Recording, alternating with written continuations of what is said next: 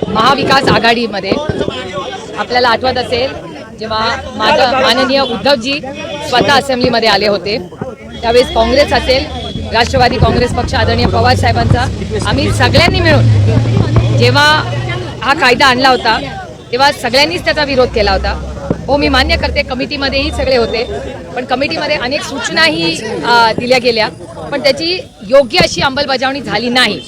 मला एकाच गोष्टीचं आश्चर्य वाटतं या सरकारमध्ये, एकीकडे हे सरकार सातत्याने सांगतंय की आम्ही नक्षलवाद या देशात संपवला, असं केंद्र सरकार आणि महाराष्ट्राचं स्टेटमेंट आहे। तर मग जर तुम्ही एकीकडे संपवला म्हणताय, मग त्याच नक्षलवादासाठी आता कायदे आहेत आणि चांगले योग्य ऍक्शन घेणारे कायदे असताना हा आणखीन एक नवीन कायदा कशासाठी, हा एक प्रश्न आहे। आणि साधारणपणे सगळ्या समाजामध्ये अशी एक चर्चा आहे, एक समज आहे की हा फक्त आणि विचारवंतांची ही मत आहेत, काय फक्त राजकीय विषय नाही। हा आज ते सत्तेत आहेत, उद्या आम्ही येऊ शकतो सत्तेत, त्याच्यामुळे ही एक प्रक्रिया आहे। असे कायदे आणून संविधानाच्या विरोधी असा घेतलेला हा निर्णय, हा देश कुणाच्या मनमर्जीने चालणार नाही।